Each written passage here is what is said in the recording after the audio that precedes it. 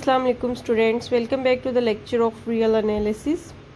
Now we move towards the operation of sequences. We already discussed many terms related to sequences and their boundedness, the existence of limit and uniqueness. Now here we consider two real sequences. First is xn and second is yn, y is equal to yn. We are going to discuss about their sum, difference, multiplication, scalar multiplication or division. How we can add two sequences? Actually we have to add their terms, as the term of xn terms and second yn terms. We have to add their corresponding terms, then we get the sum of two sequences. Similarly, in second case of difference, how we can calculate the difference of two sequences? We have to subtract the terms of these two sequences, then we get the difference of x minus y. Similarly, in the case of multiplication, we have to multiply the terms of the two sequences, that is xn is the term of x sequence and yn is the term of y sequence.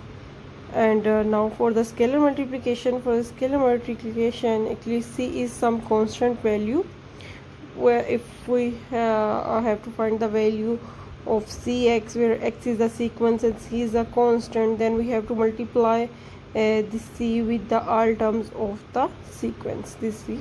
We multiply this c with the all terms of the sequence. And for the division, as we know that in the case of division we required one condition that yn must not be equal to 0, then this is their division is defined. We can find the division of the two sequences by dividing their corresponding term as xn over yn, where for all n belongs to natural number. Then by this conditions, follow this condition and just we divide the terms of the sequences, we get the division of two sequences. अब जो है एक example देख लेते हैं जिसमें हमने दो सीक्वेंस कंसीडर किए हैं और उस पर ये सारे ऑपरेशन जो हैं वो वन बाय वन अप्लाई करके देखते हैं कि हमें क्या रिज़ल्ट मिलता है इस एग्जांपल का। यहाँ भी हमने दो सीक्वेंस कंसीडर कर लिए हैं। जो फर्स्ट सीक्वेंस है वो है हमारे पास इवन नंबर्स की सीक्वेंस, जिसमें हमने टर्म्स के लिए 2, 4, 6 और इसकी एन टर्म्स हमें पता चल रहा है कि बेसिकली हमारे पास इवन नंबर्स की सीक्वेंस है 2n। और सेकंड वाली जो हमने सीक्वेंस y ली है उसमें हमारे पास जो टर्म्स हैं वो हैं 1/1, 1/2, 1/3 अप टू सो ऑन। तो ये इसमें हमारे पास जो इस सीक्वेंस में आ रही है वो है ये 1/n की सीक्वेंस है। अब इन दोनों सीक्वेंस को हम लोगों ने ऐड करना है, सब्ट्रैक्ट, मल्टीप्लाई, डिवाइड और सब ऑपरेशंस जो हैं इन दोनों सीक्वेंस पे अप्लाई करने हैं वन बाय वन। तो सबसे पहले एडिशन देख लेते हैं इन दोनों सीक्वेंस की। एडिशन हमने किस तरह डिफ़ाइन किया है, अभी ऊपर ने क्या कहा है कि एडिशन में इसकी कॉरिस्पॉन्डिंग टर्म्स जो हैं वो ऐड होती जाएंगी। तो यहाँ पर हम अब देख लेते हैं कि फर्स्ट वाली टर्म फर्स्ट में ऐड होगी, तो एडिशन फर्स्ट टर्म इसकी हमारे पास क्या है 2 है, और इधर से अगर हम देखें तो फर्स्ट टर्म हमारी क्या है 1 है। तो 2 + 1/1 जब हम करेंगे तो हमारे पास आ जाएगा जो रिजल्टिंग वैल्यू है हमारे पास वो आ जाएगी 3, जो x + y की हमें वैल्यू मिल जाएगी। अब नेक्स्ट में हम देख लेते हैं। नेक्स्ट में अगर हम देखें कि हमारे पास जो इसकी बन रही है सेकंड टर्म x वाली सीक्वेंस की वो 4 है, और अगर हम इधर से देखें कि सेकंड टर्म हमारे पास क्या आ रही है 1/2। अब 4 + 1/2 जब हम करेंगे तो जो हमारे पास ये देखिए कि हमने 4 ले लिया है, 1/2 आ गया और हमारे पास ये 4 आ गया। तो जब इन दोनों को हम ऐड करेंगे तो जो रिज़ल्टिंग वैल्यू हमारे पास आ रही है वो आ रही है 9/2। ये हमारे पास इनके सम वाली जो सीक्वेंस है उसकी सेकंड टर्म बन रही है। इसी तरह अगर हमें थर्ड टर्म चाहिए तो थर्ड टर्म के लिए हमें क्या करना पड़ेगा, जैसे इसकी थर्ड टर्म लेंगे और इसकी थर्ड टर्म में जो y है इसकी थर्ड टर्म में ऐड कर देंगे। तो यहाँ से हमें जो रिज़ल्ट मिल रहा है वो है 6 + 1/3। तो ये हमें रिज़ल्ट दे रहा है एक्चुअली 19/3। अब हमें इसकी nth टर्म एक्चुअली बनानी है, तो nth टर्म के लिए हम देख लेते हैं कि ये किस तरह का पैटर्न जो है वो हमारे पास आ रहा है। अब nth टर्म के लिए हमें क्या करना पड़ेगा कि x वाली सीक्वेंस की जो हमारे पास nth टर्म थी वो क्या थी 2n, इसको हमें ऐड करना है जो y वाली सीक्वेंस की nth टर्म आ रही है। तो ये 2n प्लस 1/n जब हम करेंगे तो ये हमें देगा 2n स्क्वायर प्लस 1/n। तो ये हमारे पास आ गई है nth term x plus y की। इसको हम वेरीफाई भी कर सकते हैं इसकी टर्म्स के साथ। अगर हम यहाँ पर इस nth टर्म में n की जगह 1 पुट कर दें तो हमारे पास आ जाएगा 3। इसी तरह 3/1, और अगर इस n की जगह हम 2 पुट कर दें तो हमारे पास आ जाएगा 9/2, क्योंकि 2 into 2 square that is 8 and plus 1 9 हो जाएगा, और डिवाइड किससे n की वैल्यू जो है वो 2 है, तो ये हमारे पास 9/2। इसी तरह बाकी भी सारी टर्म्स जो है वो इस सीक्वेंस की बन जाएंगी। तो ये हमारे पास इसकी nth टर्म भी आ गई। अब नेक्स्ट हमें क्या करना है, हमें इन दोनों सीक्वेंसेस का डिफरेंस फाइंड करना है। तो डिफरेंस के लिए भी हमने क्या कहा था कि इसकी फर्स्ट टर्म में से हम फर्स्ट सब्ट्रैक्ट करेंगे, x माइनस वाई कर रहे हैं तो y वाली टर्म्स जो हैं वो सब्ट्रैक्ट होंगी किस में से, x वाली टर्म्स के से। तो 2 माइनस 1 ये हमारे पास, इसी तरह 4 माइनस, अब यहाँ पर हमारे पास जो है y में 1/2 है सेकेंड टर्म, और x में हमारे पास सेकेंड टर्म 4 है। तो 4 में से माइनस हम क्या करेंगे 1/2, तो ये हमारे पास वैल्यू आ जाएगी। इसी तरह सिमिलरली अगर हम देखें यहाँ पर हमारे पास थर्ड टर्म जो है वो 1/3 है, और इधर जो हमारे पास थर्ड टर्म आ रही है वो है 6। तो 6 माइनस 1/3 जब हम करेंगे तो वहाँ से हमारे पास इसकी थर्ड टर्म आ जाएगी। अब nth टर्म के लिए हमें क्या करना पड़ेगा कि nth टर्म के लिए हमें 1/n को सब्ट्रैक्ट करना पड़ेगा 2n से। तो 2n माइनस 1/n, तो ये हमारे पास इसकी आ गई है nth टर्म इस सीक्वेंस की x माइनस वाई की। इसी तरह जो है इसको बस सिंप्लीफाई कर लें तो ये हमारे पास वैल्यूज़ आ जाएंगी। सिमिलरली हम इनको मल्टीप्लाई भी कर सकते हैं, और कोई स्केलर मल्टीप्लिकेशन भी इसकी हम कर सकते हैं। अगर हमने 3 को स्केलर ले लिया है और x चूँकि हमारे पास सीक्वेंस इवन नंबर्स की थी, तो 3 को 1/1 से इवन नंबर, सारे इवन नंबर से हम लोग मल्टीप्लाई कर सकते हैं। तो ये इसकी nth टर्म बन जाएगी जो कि 3 × 2n जो है वो 6n के इक्वल है। तो इसी तरह स्केलर मल्टीप्लिकेशन भी हो सकती है।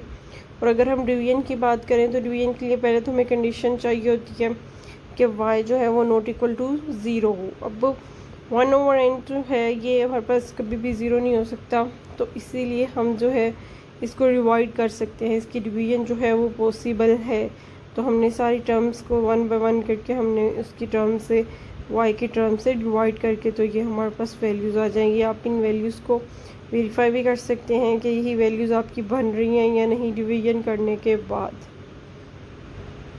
अब नेक्स्ट जो है वो हम देख लेते हैं।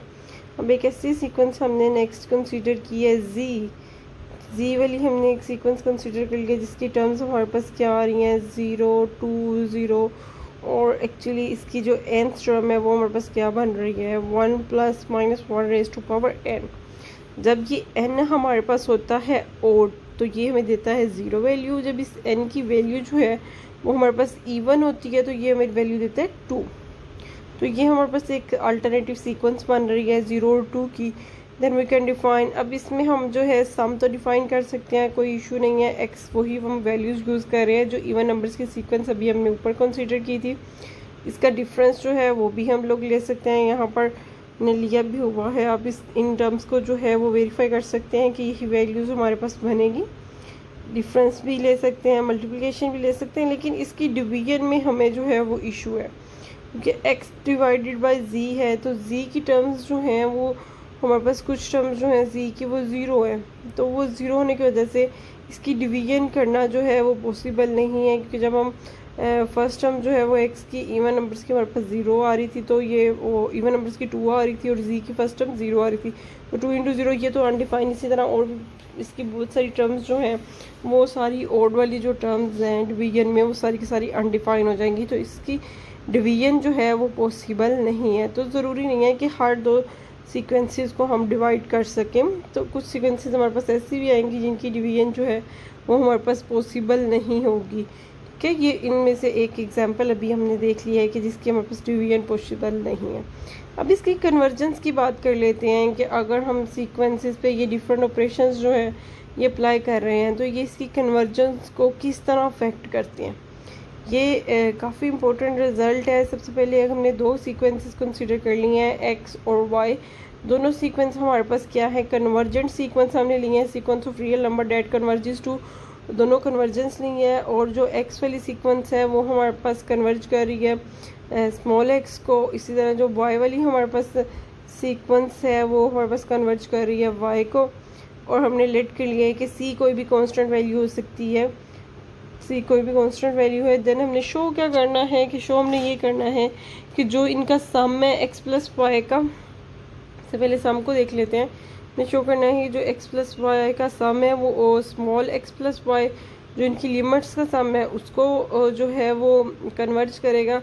इसी तरह हमने शो करना है कि इनका जो डिफरेंस है वो एक्स माइनस वाई जो इन दोनों सीक्वेंसेस की लिमिट्स का डिफरेंस था उसको अप्रोच करेगा। और इनको जो मल्टीप्लाई हो रही हैं ये एक्स वाई, ये जो है स्मॉल एक्स स्मॉल वाई, इन दोनों सीक्वेंसेस के लिमिट्स पॉइंट के प्रोडक्ट को कन्वर्ज करेगा। और नेक्स्ट और लास्ट पे हम लोग जो देखेंगे वो ये देखेंगे कि अगर हमारे पास इनसे कोई कांस्टेंट जो है वो एक्स वाली सीक्वेंस से मल्टीप्लाई हो जाता है तो ये उसके कन्वर्जिंग पॉइंट से भी मल्टीप्लाई होगा, मतलब इसका भी जो कन्वर्जिंग पॉइंट आएगा वो सी एक्स आएगा। ठीक है, तो यहाँ पर ये एक्स जो है ये एक्चुअली कन्वर्जिंग पॉइंट है, ये लिमिट पॉइंट है किसका, कैपिटल एक्स का। तो ये सारे जो रिजल्ट्स हैं ये बेसिकली अभी हम प्रूव करने जा रहे हैं। इनमें से मैं कोई आपको एक दो रिजल्ट्स जो हैं वो प्रूव कर देती हूँ, बाकी सिमिलरली उसी वे पे होंगे, वो आप खुद ट्राई करिएगा। सबसे पहले हमने एक सीक्वेंस जो गिवन हमारे पास पार्ट है उसको देख लेते हैं कि हमने क्या गिवन है कि एक्स और वाई कन्वर्जेंट है, और एक्स कन्वर्जेंट किसको है, स्मॉल एक्स को, और कैपिटल वाई वाली सीक्वेंस जो है वो स्मॉल वाई को कन्वर्ज कर रही है। देन फॉर एवरी एप्सिलॉन, अब अगर ये कन्वर्जन कर रही है तो लिमिट की डेफिनेशन जो है वो हम अप्लाई करने लगे हैं कि हर एप्सिलॉन जो हम ग्रेटर देन 0 लेंगे उसके लिए हमें एक रियल नंबर मिल जाएगा K1 और K2, क्योंकि दो सीक्वेंसेस की बात करेंगे तो दोनों के लिए एक एक हमें रियल नंबर मिलेगा, सच डेट कि हम क्या कह सकते हैं कि xn माइनस एक्स जो है ये लेस देन होगा एप्सिलॉन बाय 2 से फॉर ऑल n ग्रेटर और इक्वल टू K1 एप्सिलॉन। तो पहले हमने K1 एप्सिलॉन की बात कर ली, और सेकेंडली हम देख लेते हैं कि yn माइनस वाई जो है वो लेस देन होगा epsilon bye 2 for all n greater और इक्वल टू K2 एप्सिलॉन। अब K2 यहाँ पर K1 और K2 दो नेचुरल नंबर है, और एप्सिलॉन जो है वो हमें पता है कि वो very very small positive real number होता है हमारे पास। तो इसकी हमें अब शो क्या करना है, एक्चुअली हमें शो करना है कि xn प्लस yn की जो लिमिट्स हैं वो आ रही हैं x प्लस वाई। ठीक है, ये इसकी हमने इस सीक्वेंस की xn प्लस yn वाले की लिमिट हमने ये शो करनी है। तो एक्चुअली हमारे पास ये आना चाहिए कि इन दोनों का जो डिस्टेंस है वो लेस देन एप्सिलॉन बेसिकली हमें शो करना है फॉर ऑल n ग्रेटर और इक्वल टू k एप्सिलॉन। तो ये चीज़ हमें अब हम लोगों ने किसी न किसी तरीके से ये जो गिवन है इन दोनों को यूज़ करके ये इक्वेशन 1 और इक्वेशन 2 को हम यूज़ करेंगे, और हम ये शो कर देंगे कि xn plus yn minus x plus y का जो डिस्टेंस है ये लेस देन आ रहा है एप्सिलॉन से। तो इट मीन्स कि ये इसकी लिमिट जो है वो प्रूव हो जाएगी। अब इसके लिए सबसे पहले तो हम लोग जो हमने प्रूव करना है उसकी जो है लेफ़्ट साइड जो है वो कंसीडर कर लेते हैं। लेफ़्ट साइड हमारे पास क्या है, xn plus y n minus x plus y. अब इसको हम लोग जो है रीअरेंज कर लेते हैं जिस तरह हमें रिक्वायर्ड है। तो हम इसको कर लेते हैं xn प्लस वाई एन। अब ये ब्रैकेट जो है वो हमने ख़त्म किया है, तो ये हमारे पास माइनस एक्स जो और वाई जो है माइनस वाई ये हमारे पास आ गया। अब हमने यहाँ पर कौन सी नेक्स्ट हम क्या करे जा रहे हैं, इनको रीअरेंज थोड़ा सा हमने किया है। अगेन xn माइनस एक्स वाली टर्म्स हमने इकट्ठी कर लिया, और yn माइनस वाई ये हम लोगों ने जो है वो कर लिया है। अब हम यहाँ पर आके क्योंकि हम लोग यूज़ करना चाह रहे थे, कौन सी प्रॉपर्टी हम लोग जो है वो यूज़ करना चाह रहे हैं कि जो हम लोग ऊपर जो गिवन है कन्वर्जेंस की कंडीशन वो हम यहाँ यूज़ करने जा रहे हैं। तो अब इसको ये ट्रायंगल इनइक्वालिटी पहले इस पे अप्लाई करेंगे। ट्रायंगल इनइक्वालिटी से इन दोनों टर्म्स के साथ जो है हमारे पास xn माइनस एक्स और yn माइनस वाई इन दोनों के साथ हमारे पास ये मोड जो है वो हम सेपरेट कर सकते हैं एब्सोल्यूट वैल्यू। तो इसकी एब्सोल्यूट वैल्यू जो है xn माइनस एक्स की, ये इक्वेशन 1 से हमने पीछे देखा था कि एप्सिलॉन बाय 2 से, इसी तरह इसकी भी एप्सिलॉन बाय 2 से लेस थी। तो इट मीन्स कि इन दोनों का डिफरेंस जो है वो हमारे पास लेस देन आ रहा है एप्सिलॉन से। जब इन दोनों को हम ऐड कर देंगे तो फॉर ऑल n ग्रेटर और इक्वल टू k, और k हमने यहाँ पर किसके लिए इक्वल लिया है, सुप्रीमा में ले लिया है K1 और K2 का, क्योंकि K1 हम यूज़ कर रहे थे x वाले के लिए इक्वेशन 1 में, और y वाले के लिए हम यूज़ कर रहे थे K2। तो इन दोनों का अगर हम सुप्रीमा ले लें तो ये ऐसी हमें कंडीशन मिल जाएगी जो एट अ टाइम दोनों को जो है सेटिस्फाई कर रहा होगा। तो इट मीन्स के इसके जो सम की जो लिमिट है वो हमारे पास क्या आ गई है, x n plus y n की एक्स प्लस वाई आ गई है। For every epsilon greater than 0 is n arbitrary we infer that x plus y is equal to converges to, हमारे पास किससे आ गया है, एक्स प्लस वाई के कन्वर्जिस हो गया है। ठीक है, तो यही चीज़ हम शो करना चाह रहे थे। सिमिलरली इसी तरह हम आप जो है वो प्रूव कर सकते हैं कि इनका जो डिफरेंस है x n minus y n का, ये भी हमारे पास किसको कन्वर्ज करेगा, एक्स माइनस वाई को। तो मैं इसके प्रूफ की तरफ नहीं आती है, अपने खुद इसका प्रूफ करना है। अब हम लोग जो है नेक्स्ट देखते हैं कि अगर दो हमारे पास सीक्वेंसेस मल्टीप्लाई हो रही हैं तो क्या ये भी उसके लिमिट पॉइंट्स के जो लिमिट पॉइंट इन दोनों के मल्टीप्लाई हो रहे हैं उसको कन्वर्ट करता है या नहीं करता। तो अगर करता है तो इसको ज़रा प्रूव इसका देख लेते हैं हम लोग। अब यहाँ पर हमें क्या प्रूव करना है कि एक्स एन वाई एन जो है वो कन्वर्ट कर रहा है एक्स वाई को। तो सबसे पहले तो हमने इसकी लेफ्ट साइड कंसीडर कर लिया है, उसको देखते हैं। जो 1 और 2 वाली इक्वेशंस हमने ऊपर लिखी हैं उन्हीं इक्वेशंस को हम यूज़ करेंगे, क्योंकि गिवन तो हमारे पास यही है ना कि एक्स एन जो है वो एक्स को कन्वर्ट कर रहा है और वाई एन जो है वो वाई को कन्वर्ट कर रहा है। तो अभी यहाँ पर हम जो है वो सबसे पहले जो कंडीशन यूज़ करें एक्जिस्टेंस ऑफ ज़ीरो एलिमेंट से हमने यहाँ पर ज़ीरो लिख लिया। अब हम अपनी रिक्वायरमेंट के जो है हमारे पास उसके लिए हमें यहाँ पर ऐड करना पड़ेगा x n y plus x n y जो है ये ऐड और हमने सब्ट्रैक्ट कर लिया। ये हमारे पास किस प्रॉपर्टी से है, एग्जिस्टेंस ऑफ नेगेटिव एलिमेंट से। अब हम जो है नेक्स्ट डिस्ट्रीब्यूटिव प्रॉपर्टी जो है वो यूज़ करने लगे हैं।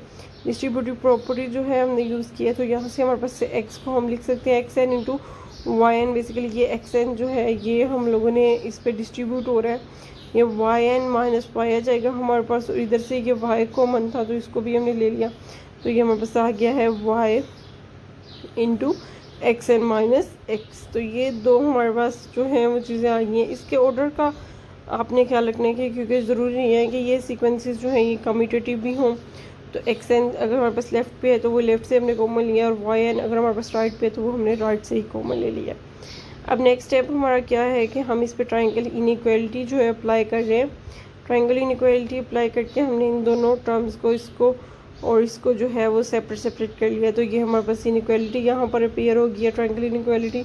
अब जो है एब्सोल्यूट वैल्यू फंक्शन की जो है प्रॉपर्टी है कि अगर दो मल्टीप्लाई हो रहे हैं तो हम सेपरेट भी इन पे एब्सोल्यूट कर सकते हैं। तो यहाँ पे हमने ये प्रॉपर्टी जो है वो बेसिकली अप्लाई की है। तो हमारे पास जो आया है वो है x n into y n minus y और x n minus x into y. ये हमारे पास वैल्यूज़ जो हैं वो आ गई हैं। अब इक्वेशन 1 और 2 जो है वो हम लोग यूज़ करना चाह रहे हैं, तो उसके लिए हम देख लेते हैं कि हमारे पास क्या बन रहा है। अब यहाँ तक तो हमारे पास इनइक्वालिटी जो है वो आ गई और इसको हमने स्टार 1 का नाम दे दिया। अब गिवन क्या है कि x n and y n जो है it must be bounded by using the theorem that every convergent sequence is bounding. जैसे कि अभी हम लोगों ने आज के पार्ट 1 में हमने जो है लेक्चर के उसमें प्रूव किया था कि एवरी कन्वर्जेंट सीक्वेंस जो है वो बॉन्डेड है। इसका लिंक जो है वो नीचे आपको डिस्क्रिप्शन बॉक्स में भी मिल जाएगा। और इस हर कन्वर्जेंट सीक्वेंस जो है वो बॉन्डेड होती है। तो अब ये कंडीशन हमने यूज़ करनी है क्योंकि दोनों सीक्वेंसेस एक्स एन और वाई एन जो है वो हमें गिवन है कि कन्वर्जेंट है। By definition of bonded sequence, सबसे पहले बॉन्डेड सीक्वेंस की डेफिनेशन हम देख लेते हैं। बॉन्डेड सीक्वेंस की डेफिनेशन हमें क्या कहती है कि अगर कोई सीक्वेंस बॉन्डेड है तो उसके लिए कोई एक रियल नंबर ग्रेटर दैन 0 या पॉजिटिव रियल नंबर ऐसा एग्जिस्ट करेगा कि उस सीक्वेंस की सारी टर्म्स जो हैं वो इस m से क्या होंगी, छोटी होगी। और all n belongs to natural number. अब हमने इस दोनों के लिए जो है वो हमें m मिल जाएगा क्योंकि सीक्वेंस एक्स एन भी कन्वर्जेंट है, वाई एन भी कन्वर्जेंट है। तो दोनों के लिए हमें एक m मिल जाएगा जो जिसकी वैल्यू जो है वो इन दोनों की वो टर्म से एक्स एन से भी ग्रेटर होगी और वाई एन से भी ग्रेटर होगी, क्योंकि यहाँ पर जो हमने m ले लिया है वो हमने सुप्रीमम ले लिया है इन दोनों की टर्म्स का। एक्स एन का भी हमने सुप्रीमम ले लिया है और वाई की जो एब्सोल्यूट वैल्यू है उसका भी हमने क्या ले लिया, सुप्रीमम। तो इन दोनों की जगह हम जो है इससे बड़ी वैल्यू जो है लिख सकते हैं। तो वो हमारे पास क्योंकि इनइक्वालिटी पहले ही ग्रेटर किया है तो उससे भी बड़ी वैल्यू हम लिख रहे हैं, तो इनइक्वालिटी पे कोई इफेक्ट नहीं पड़ेगा। From the convergence of x and y we conclude that if epsilon greater than 0 then there exists a natural number k dash and k double dash such that के हमारे पास दोनों के लिए हमें एक नेचुरल नंबर ऐसा मिल जाएगा सच है कि x n minus x is less than epsilon over 2m। अब ये हमने अपनी रिक्वायरमेंट के अकॉर्डिंग जो है एप्सिलॉन ओवर 2m जो ये कंसीडर कर लिया कि ये इससे जो है वो लेस होगा। ये हम नेक्स्ट देख लेंगे कि ये किस तरह हमारे लिए ज़्यादा फ्रूटफुल है और क्यों हमने ये कंसीडर किया। इसी तरह यहाँ पर हम जो है वो कंसीडर कर रहे हैं epsilon over 2m for all n greater equal to k double dash. तो अब इनकी वैल्यूज़ हम पुट करते हैं।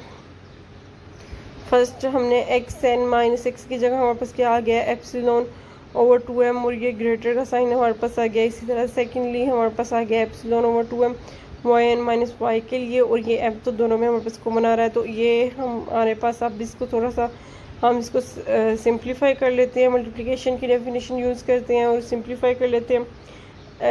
यहाँ पर अगर हम देखें तो एग्जिस्टेंस ऑफ रेसिप्रोकल वाली प्रॉपर्टी जो है वो हमारे पास यूज़ हो रही है, क्योंकि ये m और ये 1/m जो है ये हमें क्या दे देगा वैल्यू 1, और वो जो है जो कहाँ से हमारे पास आया एग्जिस्टेंस ऑफ रेसिप्रोकल से, और 1 इंटू एप्सिलॉन बाई 2 अगर हम देखें तो वो हमें वैल्यू देगा एप्सिलॉन बाई 2 की। मतलब हमने यूनिट एलिमेंट वाली प्रॉपर्टी भी यूज़ कर ली। इसी तरह सिमिलरली हम सेकेंड टर्म को भी सिंप्लीफाई करेंगे तो दोनों का हमारे पास आंसर जो है वो एप्सिलॉन बाई 2 आ रहा है। तो फाइनली अगर हम इन दोनों को ऐड कर दें तो ये हमें दे देगा value x n y n minus x y is less than epsilon for all n greater equal to k. और यहाँ पर के जो है हम क्या ले रहे हैं सुप्रीमम इन दोनों का, जो एट अ टाइम इन दोनों को सेटिस्फाई कर रहा होगा k1 और k डैश दोनों का हम सुप्रीमम ले लिया। सिंस अब हमें पास क्या रिजल्ट क्या आ गया फाइनल कि हर एप्सिलॉन ग्रेटर देन 0 के लिए हमें आर्बिट्रेरी हमें मिल गया है कि हर सीक्वेंस जो इसका प्रोडक्ट एक्स और वाई का ये कन्वर्ज करेगा किसको लिमिट पॉइंट एक्स वाई के प्रोडक्ट को। तो यही हमारा रिक्वायर्ड प्रूफ था जो हम प्रूव करना चाह रहे थे। सिमिलरली जो है आपने ये कांस्टेंट वाला जो प्रूफ है ये भी आप खुद कर सकते हैं। तो ये आपने खुद ही ट्राई करना है कि एक्स सी एक्स एन जो है उस ये लिमिटिंग पॉइंट जो है वो सी एक्स को अप्रोच कर रहा है। तो इसका प्रूफ भी बड़ा सिंपल है। इसी तरह सिमिलर पैटर्न पे जो है वो आप इसको प्रूव कर सकते हैं। तो ये आपने खुद